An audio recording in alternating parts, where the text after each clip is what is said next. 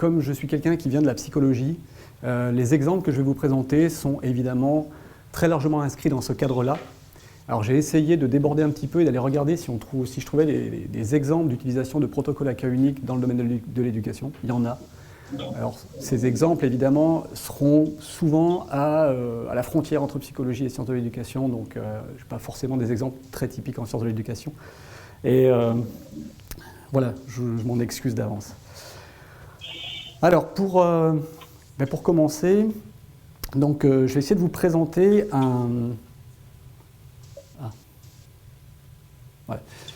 Donc l'usage des protocoles à cas unique dans la recherche de la plausibilité causale. Je reviendrai un petit peu évidemment sur ce qu'on entend par plausibilité causale. Le plan de mon intervention, très rapidement, je ferai une assez brève introduction. Ensuite, je vous parlerai de Batman. Alors, on verra pourquoi.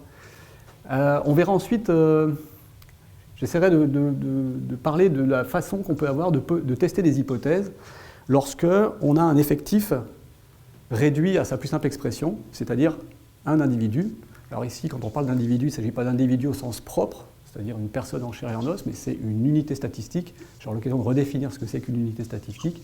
Je vous présenterai ensuite les différents protocoles à cas unique, et puis on verra comment essayer d'établir un lien de causalité avec ces protocoles à cas unique. Et puis en conclusion, je vous parlerai un petit peu de la force et des faiblesses, enfin des forces et des faiblesses qu'il peut y avoir à utiliser ce type de protocole. Alors, en guise d'introduction, juste faire une très rapide introduction sur des aspects de nomenclature en psychologie, mais c'est aussi le cas dans d'autres disciplines. Hein. On a souvent cette tendance à faire une distinction, alors ici, une distinction qui est vraiment très caricaturale, entre des méthodes expérimentales et des méthodes non expérimentales. Alors cette ontologie, alors comme toute ontologie, elle peut être débattue, hein, elle peut être critiquable, mais ce qui est intéressant, c'est que cette ontologie, elle est directement en lien avec la question qui nous intéresse, c'est-à-dire celle de la causalité.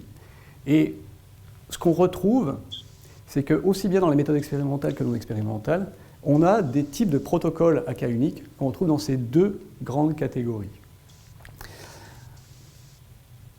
En l'occurrence, en psychologie, mais à nouveau c'est aussi vrai dans d'autres disciplines, ce qui va finalement différencier en termes de causalité et ce qui va distinguer les méthodes expérimentales de non expérimentales, c'est la qualité de l'inférence causale qu'on va pouvoir en faire.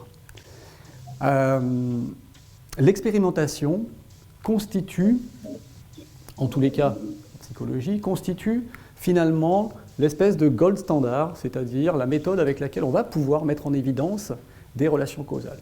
Alors il y a une position assez radicale qui consiste à considérer que c'est même la seule méthode qui permet de mettre en évidence des liens causaux. À nouveau, c'est une position particulière, il y en a plein d'autres. Et on trouverait à l'autre bout de ce continuum, eh bien, par exemple, des méthodes comme la phénoménologie, où il n'est absolument pas question ici de mettre en évidence une quelconque causalité.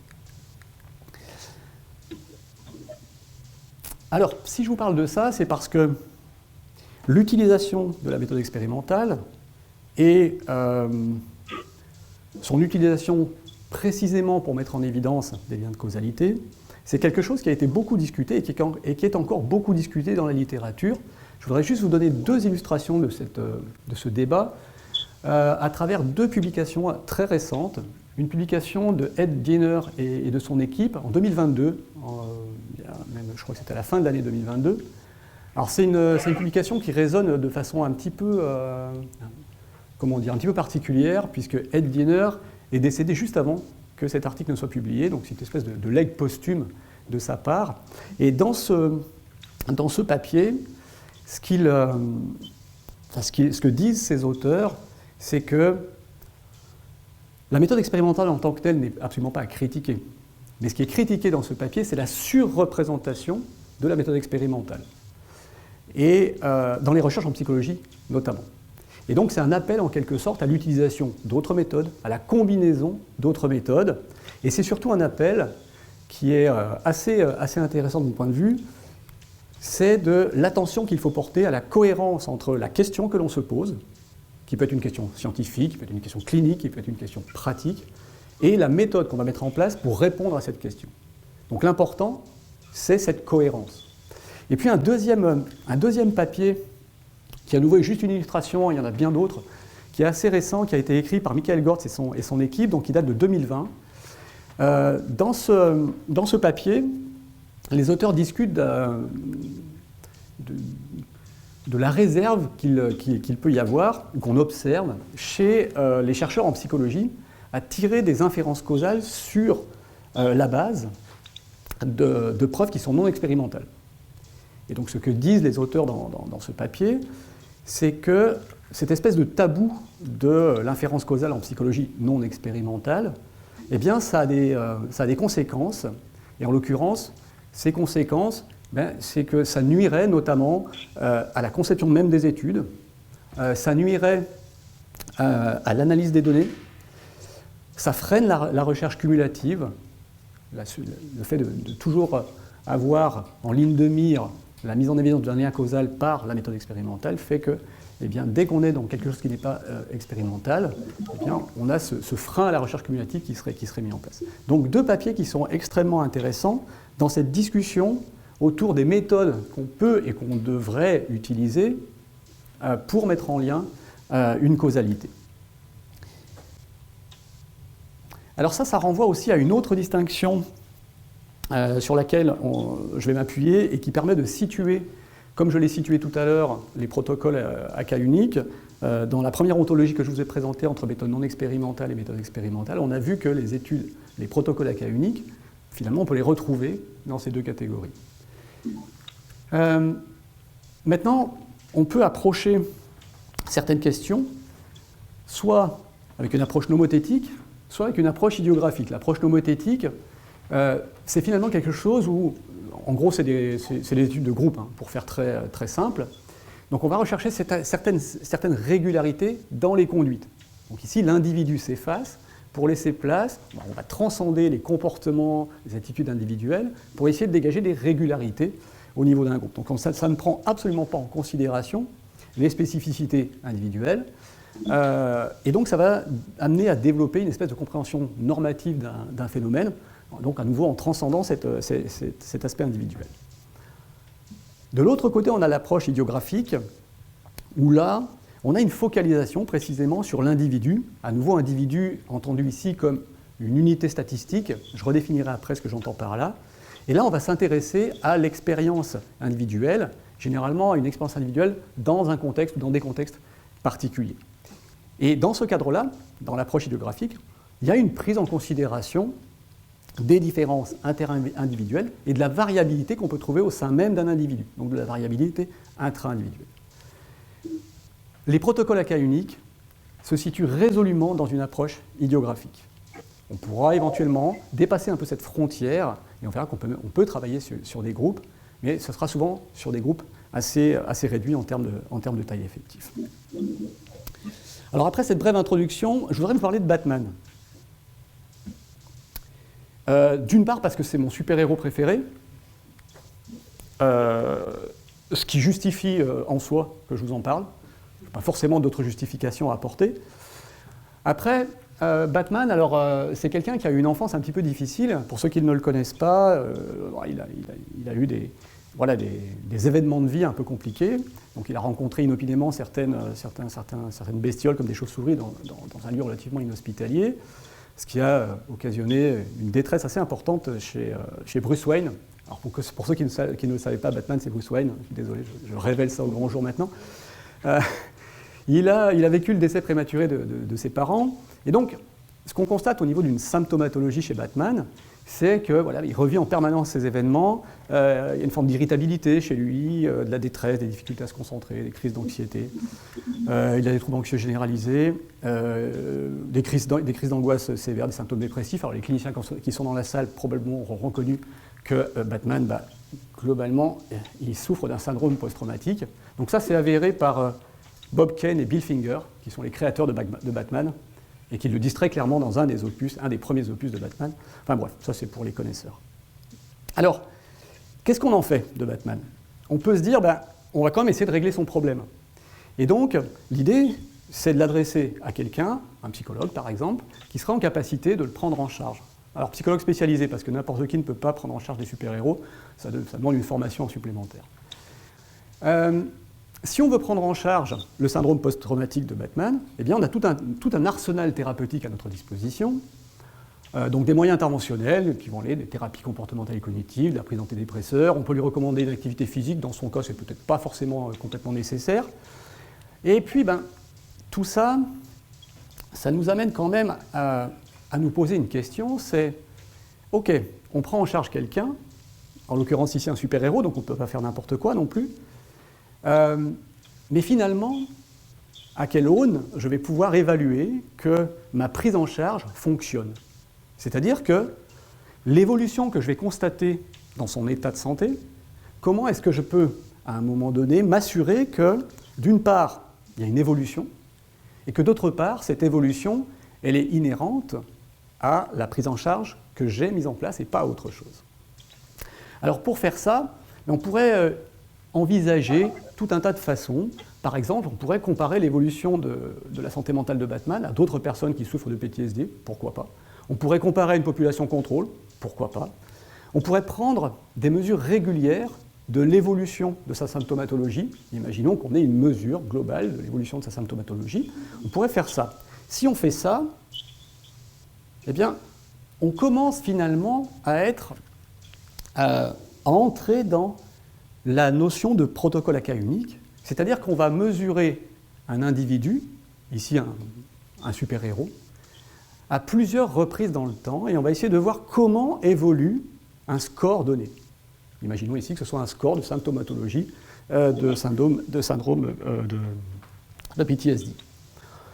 Si on fait ça, on peut commencer à avoir une idée de l'évolution de cette symptomatologie, sachant qu'on l'a pris en charge.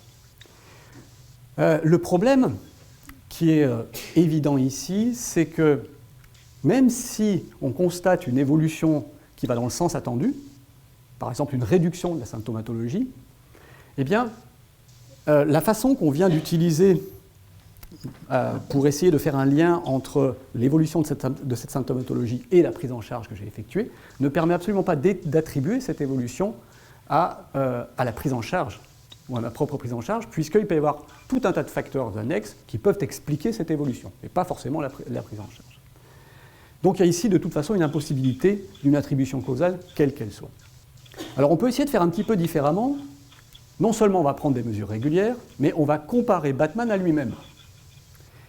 Qu'est-ce que ça suppose? Eh bien, ça suppose finalement de séparer un petit peu notre protocole en deux grandes parties. Une première partie ici qui correspond à ce panneau A. Cette partie va consister à mesurer ce qui nous intéresse de façon complètement naturelle, c'est-à-dire sans qu'il y ait la moindre intervention. Et puis à un moment donné, symbolisé ici par cette ligne en pointillé, on va introduire une intervention, une variable indépendante, un facteur, peu importe, et on va regarder s'il y a un changement dans le pattern de données à partir de ce moment-là. Alors on commence à être un petit peu mieux équipé ici pour faire un lien entre la façon dont évolue un comportement dans le temps, alors comportement ici pris au sens très large, on peut mettre plein de choses derrière, et l'introduction d'un facteur, d'une variable, d'un traitement, d'une intervention. Il n'en reste pas moins que, même si ici on vient de poser quasiment les grands principes de base des protocoles à cas unique, c'est-à-dire on a une mesure sans intervention, répétée dans le temps, et on a une mesure avec intervention, répétée dans le temps. Il n'en reste pas moins qu'en termes de causalité, pour l'instant, est-ce qu'on peut réellement conclure en termes de causalité? Ça, on le verra un tout petit peu plus tard. Alors à partir de cet exemple, on va voir maintenant comment est-ce qu'on peut tester des hypothèses, donc précisément quand on a un faible effectif, un seul individu, donc lorsque n égale 1. Alors juste peut-être avant de rentrer dans la description des protocoles à cas unique, il faut savoir que l'étude d'un phénomène particulier à partir d'un individu, pris en tant qu'unité statistique, c'est absolument pas récent. Il y a des choses qui datent de très très longtemps. On retrouve ça alors, en psychologie, notamment on retrouve ça chez Ebbinghaus, un masochiste dont je ne parlerai pas ici pour tout un tas de raisons. On trouve ça chez Freud et Brouwer en 1895, et puis bien sûr dans tout un tas d'autres, chez tout un tas d'autres auteurs qui ont utilisé quelque chose qui s'approche de ce qu'on appellera aujourd'hui les protocoles à cas unique. Donc étudier un phénomène particulier à partir d'un individu, ça a été déjà utilisé. Ça regroupe un certain nombre de méthodes, et je vais ne parler aujourd'hui que des protocoles à cas unique. Je ne parlerai pas de l'étude de cas, par exemple, qui en fait partie.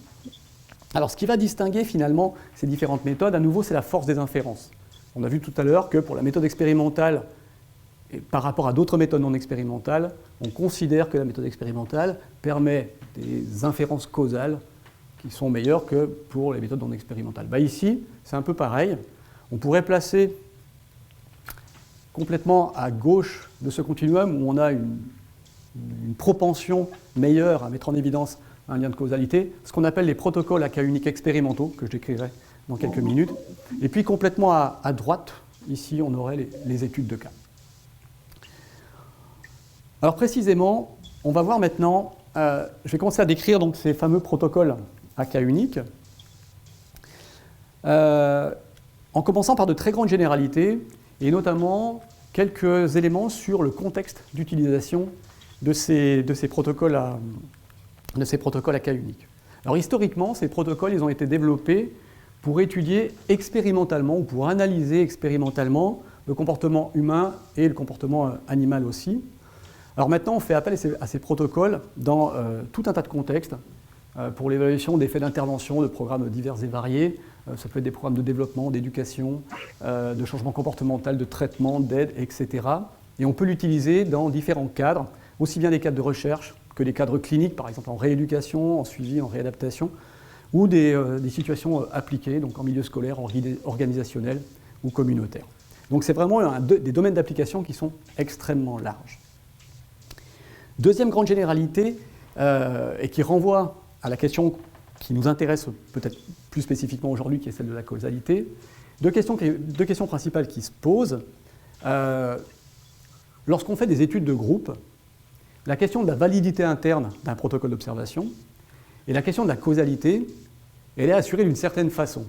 Par exemple, dans la méthode expérimentale, eh bien, on peut manipuler des variables, on peut aléatoirement distribuer des participants dans des conditions expérimentales. Par conséquent, tous ces aspects-là permettent de garantir l'inférence causale. Tout ça, on ne peut pas le faire avec des protocoles à cas unique.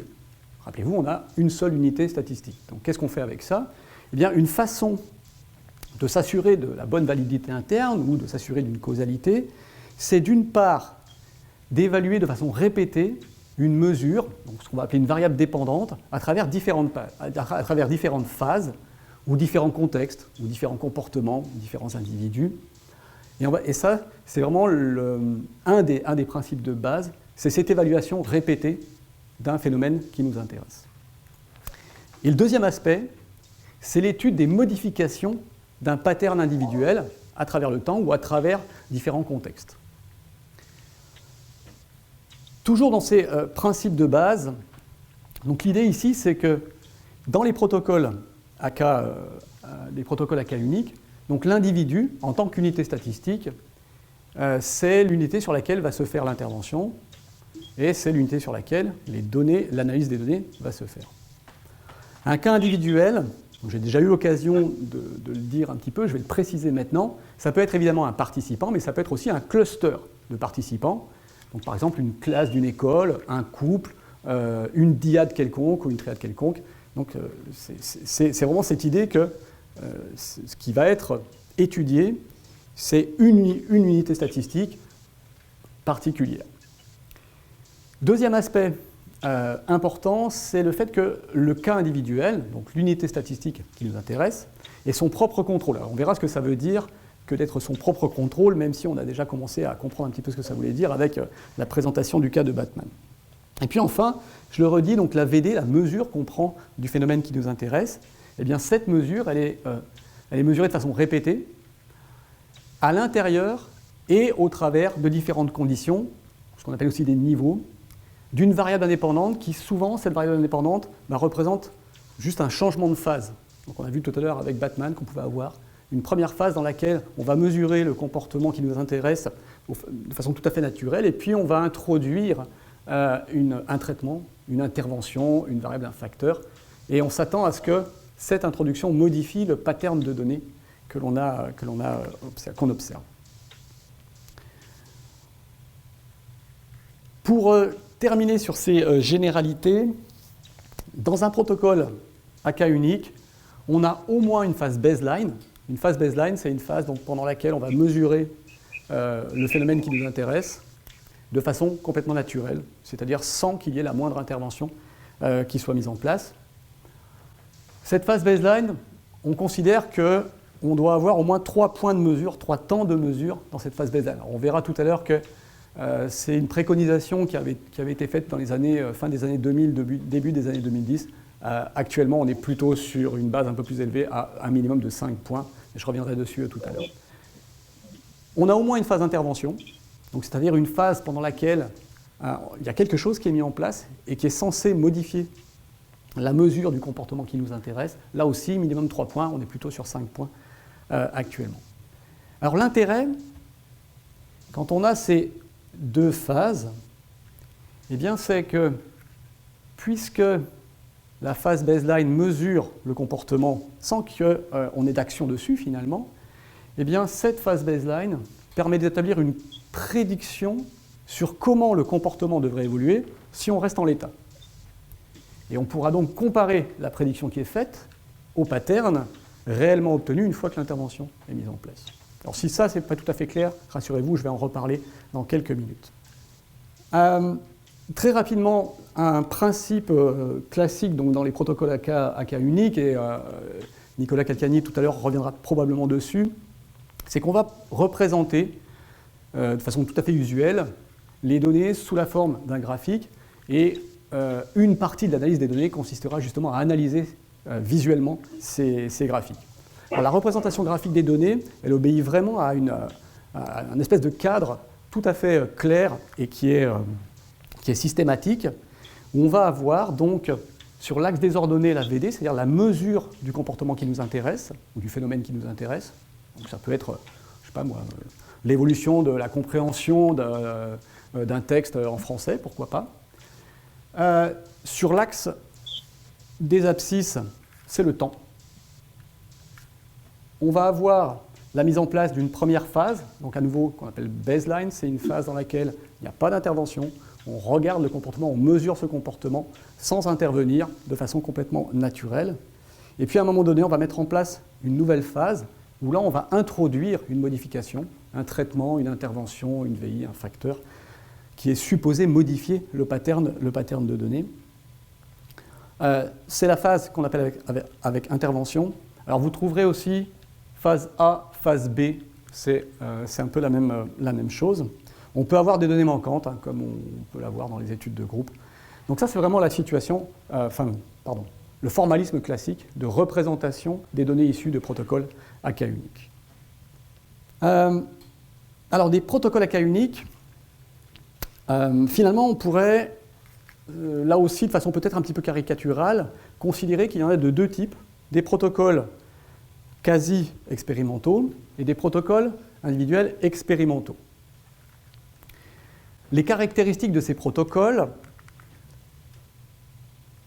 on va retrouver les mêmes caractéristiques pour les 2 types, pour les 2 grandes catégories de protocoles.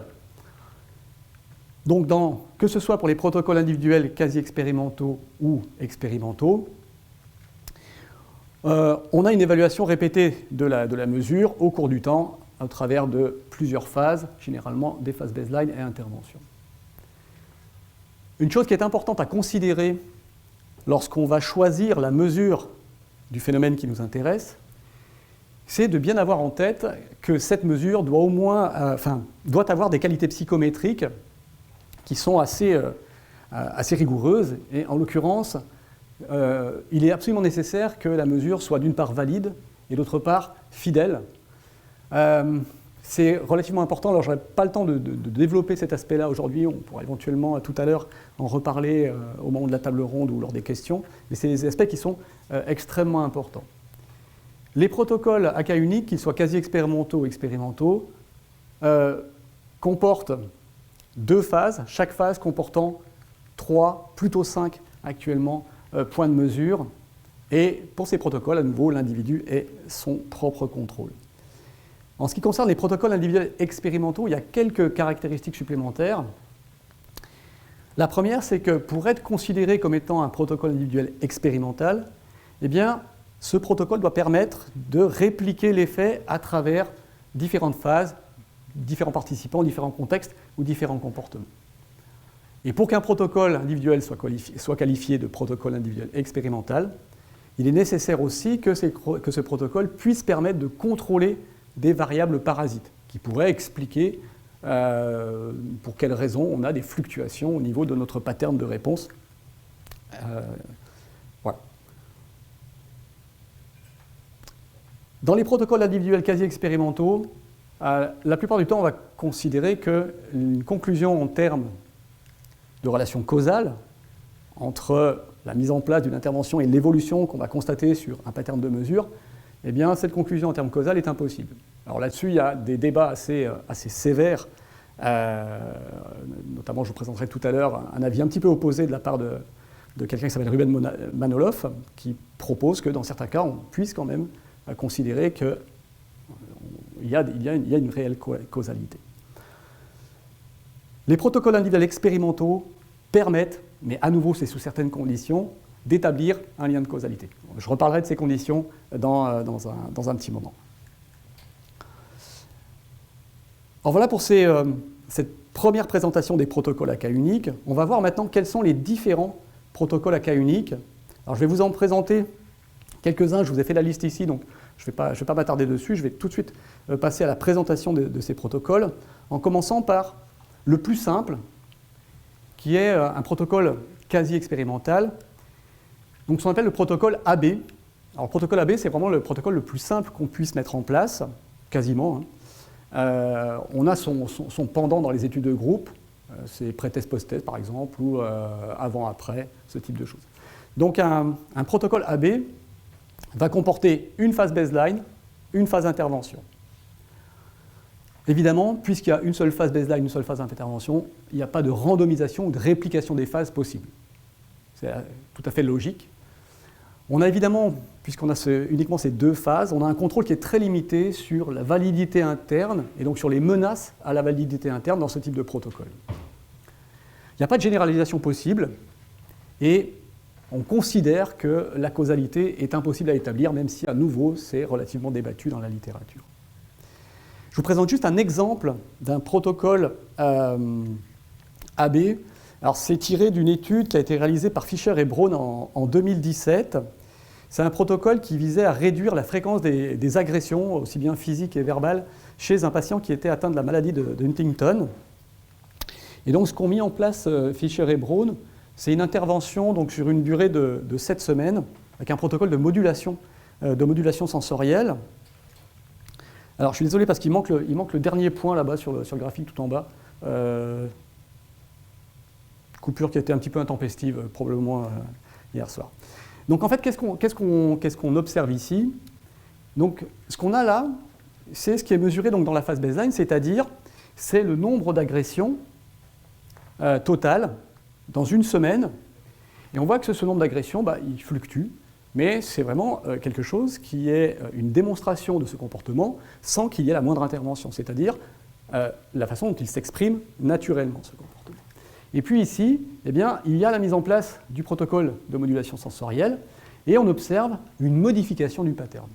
Alors cette modification du pattern, elle va dans le sens attendu puisque c'est une diminution du nombre d'agressions, mais quoi qu'il en soit, on pourrait difficilement déterminer si ce pattern est vraiment lié à l'intervention ou si ce sont d'autres facteurs qui peuvent expliquer pour quelles raisons on observe ce pattern.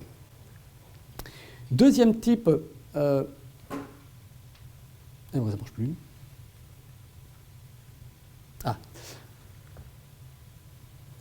Deuxième type de protocole, ce qu'on appelle les protocoles avec retrait. Alors on va voir deux types de protocoles avec retrait. Un protocole avec retrait qui s'appelle ABA. On n'est pas très loin d'un petit groupe bien connu des années 70 ici. J'avais prévu de passer une petite chanson à ce moment-là, mais on n'a que 45 minutes, donc on n'aura vraiment pas le temps. Les protocoles ABA sont des protocoles qui sont des protocoles quasi expérimentaux. Dans ces protocoles, alors pourquoi ça s'appelle avec retrait? Parce qu'il y a un retrait, et en l'occurrence ici le retrait c'est un retrait de l'intervention.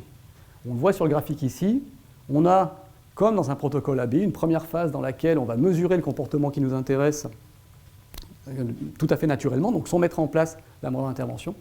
Puis on met en place une intervention, et enfin, au bout d'un moment, on va retirer cette intervention. Alors ce type de protocole, il peut poser des problèmes éthiques, notamment lorsqu'on essaie de mettre ça en place dans une pratique clinique ou ce type de choses. Retirer une intervention alors qu'elle n'est pas terminée, éthiquement et déontologiquement, c'est assez difficile à faire lorsqu'on est dans un travail clinique ou même dans un travail pratique. Donc c'est essentiellement utilisé dans une visée de recherche. Attention à ne pas confondre, il faut distinguer les plans ABA des plans AB où on a un suivi. C'est-à-dire que dans un plan ABA, le moment où on va arrêter l'intervention, ce moment-là, il est décidé aléatoirement. C'est-à-dire qu'on n'attend pas la fin de l'intervention. Dans un plan AB avec un suivi, l'intervention est finie. C'est-à-dire qu'on va au bout de l'intervention. Si l'intervention est censée durer 7 semaines, ce qui était le cas ici par exemple dans l'exemple que j'avais présenté avant dans le protocole AB, eh bien on va au bout de ces 7 semaines. Donc l'intervention est finie. Et puis on va mesurer, soit immédiatement, soit à distance, s'il y a un maintien de l'effet de l'intervention. Donc c'est complètement différent d'un protocole ABA où là on arrête l'intervention de façon complètement aléatoire sans qu'elle soit terminée. Donc il y a un véritable retrait de l'intervention. Dans ces plans avec retrait, on a une deuxième forme de plan qui entre cette fois dans cette catégorie des protocoles expérimentaux. Alors pourquoi ? On va le voir tout de suite. La différence entre le plan que je vous ai présenté précédemment et celui-ci, c'est qu'ici, il y a une alternance des phases baseline et intervention. Cette alternance, on va le voir, elle peut se faire soit par bloc, soit de façon complètement aléatoire. Un plan ABAB, ça nécessite l'alternance d'au moins 2 phases baseline et 2 phases intervention. Donc on a au moins 4 phases, et ça va nous permettre, alors sous certaines conditions, dont je parlerai un petit peu plus tard, de conclure à une relation causale.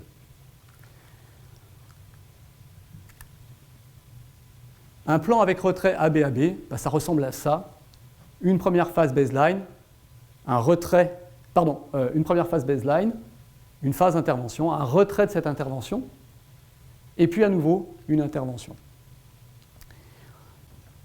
Alors il y a de très très nombreuses combinaisons possibles pour augmenter la qualité de la relation causale.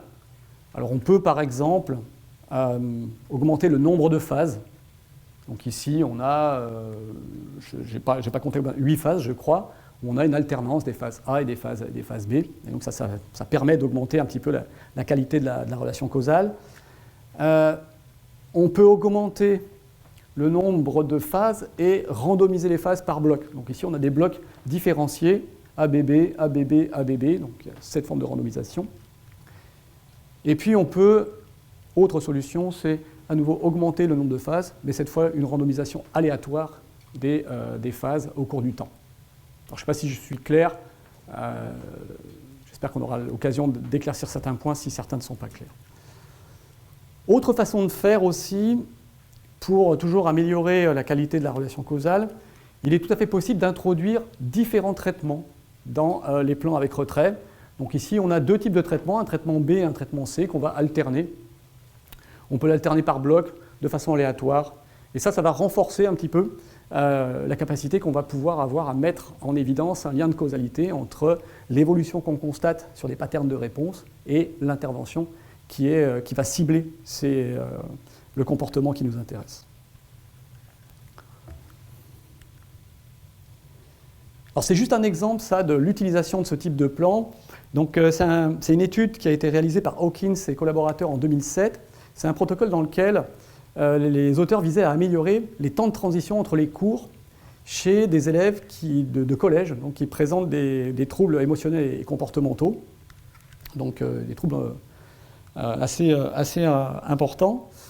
Et ici, l'unité statistique sur laquelle portait l'étude, c'est une classe de 18 élèves qui donc souffrent de troubles émotionnels et comportementaux.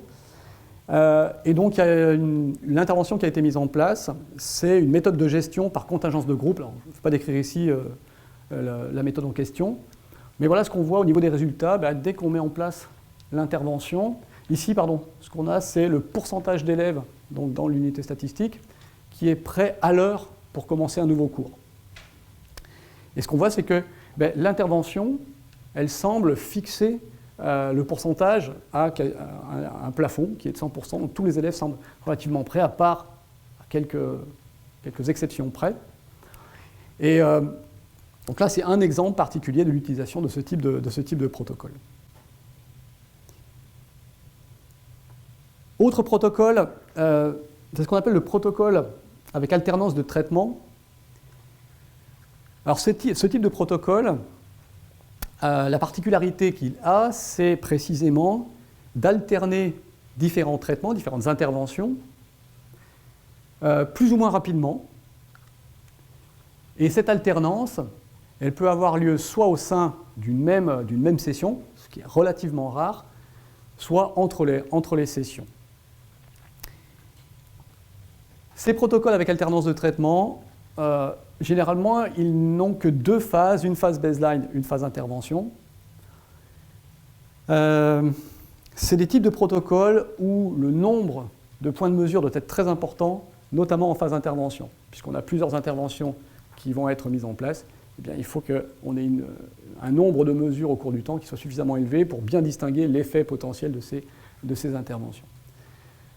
Évidemment, quand on a plusieurs interventions, 2 minimum, de toute façon, au-delà de 3, on commence vraiment à avoir des soucis d'interprétation, mais quand on a différentes interventions qui vont être concomitantes ou qui vont se suivre, eh bien, il faut faire attention à des effets d'interférence possibles, que ce soit des effets d'interférence proactifs ou rétroactifs.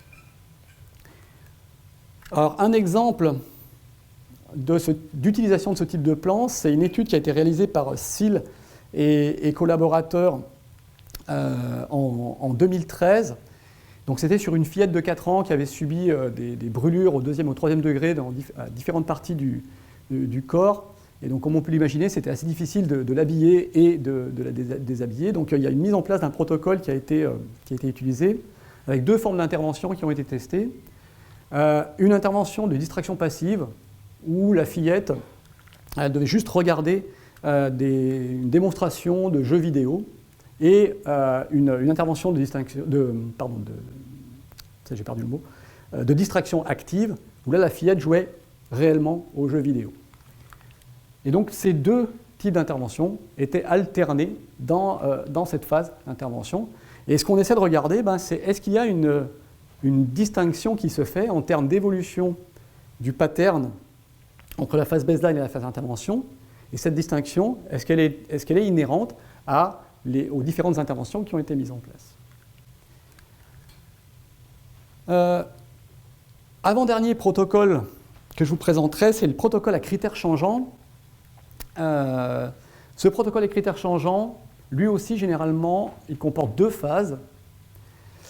Dans ce type de protocole, ce qu'on va faire, c'est mettre en place un critère qui vise à renforcer un comportement qu'on souhaite faire adopter, et on va modifier le critère de renforcement au cours du temps. Donc chaque fois que le critère va être atteint et que le comportement voulu va se stabiliser, eh bien on va faire évoluer le critère jusqu'à arriver au comportement attendu. Donc ça va permettre d'augmenter l'ampleur du changement comportemental, et la modification du critère, comme je viens de le dire, intervient uniquement lorsque le changement est stable. Alors, je vous donne un exemple, c'est une étude qui a été réalisée par Luiselli en 2000 donc c'était un enfant qui s'appelle Sam qui refusait de s'alimenter. Et donc ils ont mis en place un traitement basé sur le renforcement d'un critère réponse qui augmente. En l'occurrence, ce qui est mesuré ici, c'est le nombre de cuillères que Sam porte à sa bouche. Et donc il y a un critère qui est donné et qui va augmenter tout au long de la phase de traitement. En gros, Sam, qu'est-ce qui se passe ? Chaque fois qu'il porte le nombre de cuillères demandées à sa bouche, il a le droit de jouer avec son jouet favori. Et son jouet favori, il n'est finalement accessible que s'il remplit le critère. C'est assez cruel, finalement, comme situation, mais bon. Luiselli est en prison, d'ailleurs, depuis. Bon, c'est une blague, il va très bien.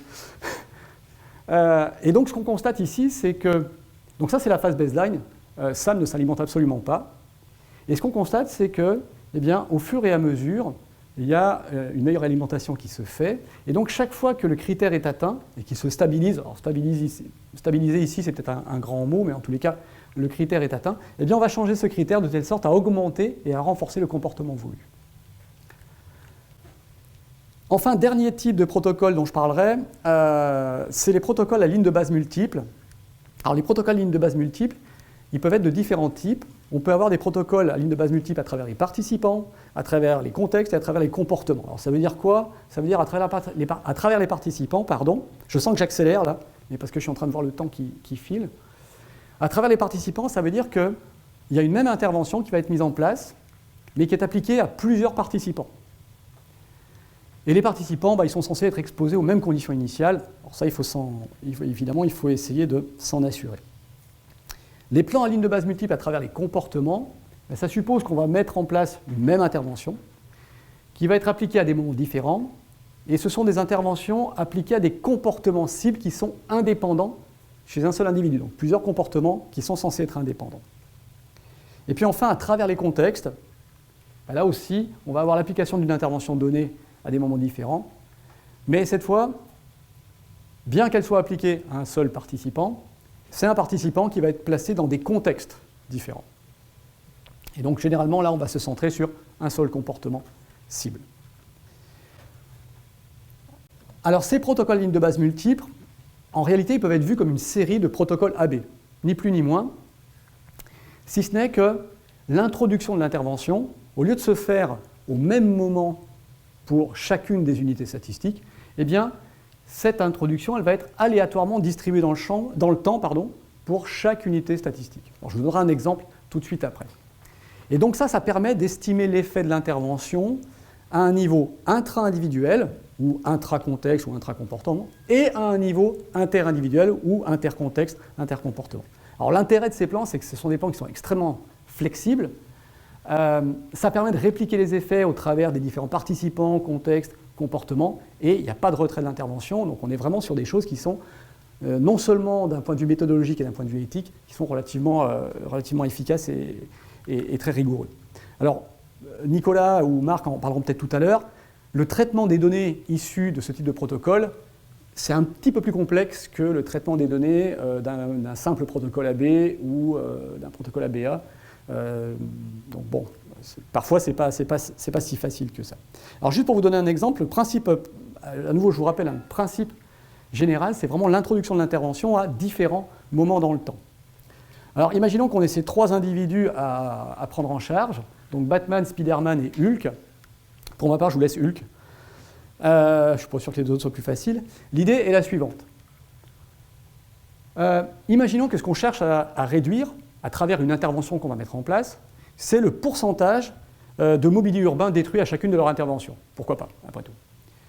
Et donc, on va essayer de mettre en place une intervention qui permet précisément de faire en sorte que ça diminue, ce pourcentage de mobilier urbain détruit à chaque intervention.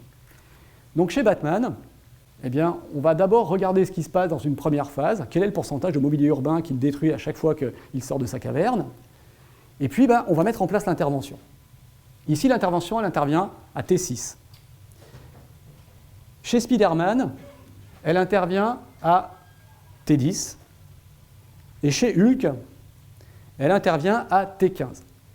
Alors l'intérêt qu'il y a à aléatoriser dans le temps le moment où on met en place l'intervention, c'est on conserve toujours évidemment la possibilité de regarder ce qui se passe au niveau intra-individuel, c'est-à-dire comment évolue le pattern de réponse à partir du moment où j'ai mis l'intervention en place par rapport à la phase baseline, mais on va aussi pouvoir regarder ce qui se passe au niveau inter-individuel.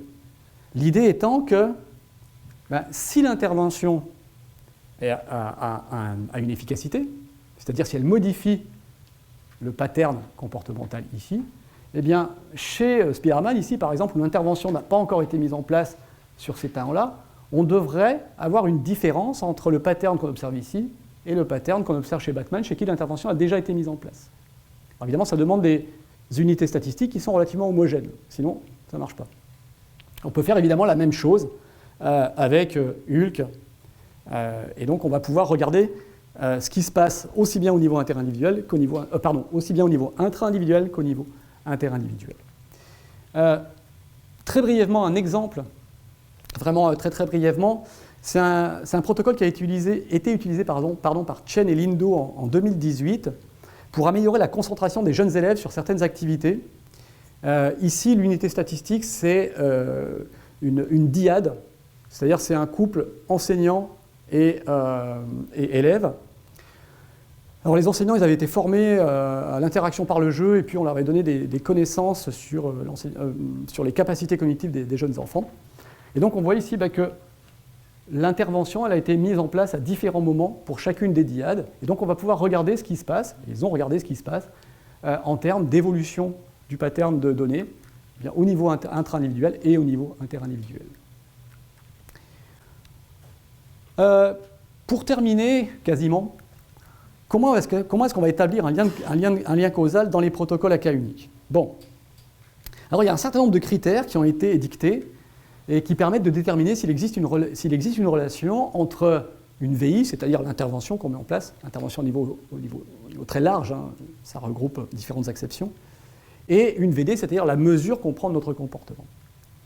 Premier élément, c'est que l'intervention, la VI, elle doit être manipulée. Alors comment est-ce qu'on manipule une VI ici?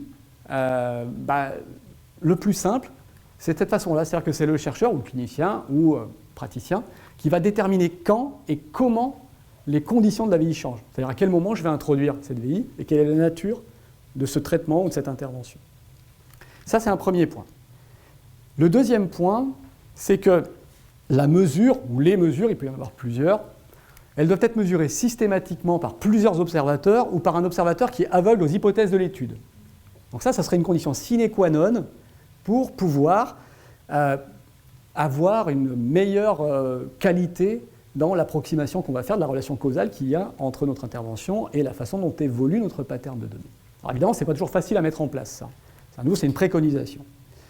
Troisième élément, c'est que l'effet de l'intervention, elle doit être démontrée à 3 reprises dans le temps, ou à travers les phases, ou à travers les contextes, ou à travers les comportements. Quatrième élément, et Nicolas et Marc, qui interviendront après, en parleront beaucoup mieux que moi, c'est qu'on doit présenter un certain nombre d'informations pour attester de ce lien. En particulier, on doit présenter des informations sur la cohérence de niveau entre les différents patterns de données qu'on observe dans les différentes phases, des informations sur la tendance, sur la variabilité qu'il y a au sein de chaque phase, et puis d'autres formes d'informations sur l'immédiateté de l'effet, sur la proportion de chevauchement ou de non-chevauchement des données qu'il y a entre les phases, la cohérence des données au travers des phases, et puis la comparaison entre des patterns observés et attendus de la VD. Et enfin, dernier point, eh bien, dans la mesure du possible, il faut examiner ou prendre en compte les différents facteurs externes qui pourraient expliquer le changement qu'on observe au niveau de nos patterns de données. Alors j'ai conscience que je vais très vite ici, hein. Je m'en excuse. En conclusion, un point important à souligner, c'est que ces protocoles à cas unique n'ont absolument pas vocation à se substituer à d'autres méthodes. Au contraire, c'est probablement dans la combinaison des méthodes qu'on arrivera le mieux à comprendre un phénomène qui nous intéresse. Ça ne s'oppose absolument pas à d'autres méthodes.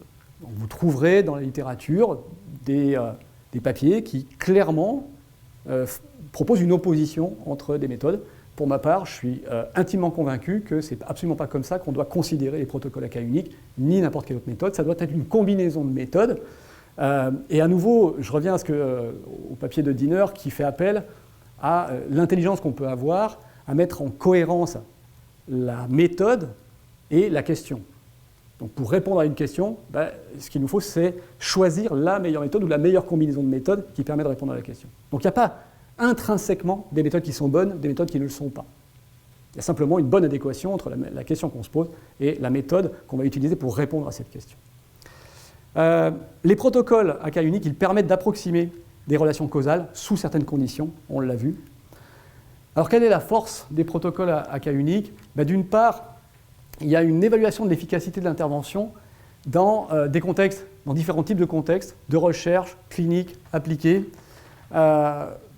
où parfois on peut avoir du mal à utiliser pour différentes raisons. Par exemple, sur les maladies rares, c'est difficile d'avoir des groupes très importants d'individus, donc peut-être qu'il vaut mieux essayer de réfléchir à mettre en place des protocoles un petit peu moins ambitieux et qui permettent de répondre à certaines questions. Ça permet une analyse très fine de l'effet d'un facteur sur l'évolution des patterns individuels de réponse. Et puis, finalement, il y a une adaptation facile du protocole au contexte et aux spécificités des participants. Puisqu'on a des unités statistiques qui sont relativement restreintes, eh bien, on va pouvoir très facilement s'adapter aux particularités, aux caractéristiques de ces unités statistiques. Alors, il y a quelques faiblesses quand même, bien entendu. D'une part, ça a une validité externe qui est limitée. Alors, pour essayer d'aller un petit peu plus loin, il faut essayer de répliquer les résultats obtenus dans les protocoles, de faire converger les résultats. Deuxième faiblesse, c'est le caractère répété de la mesure.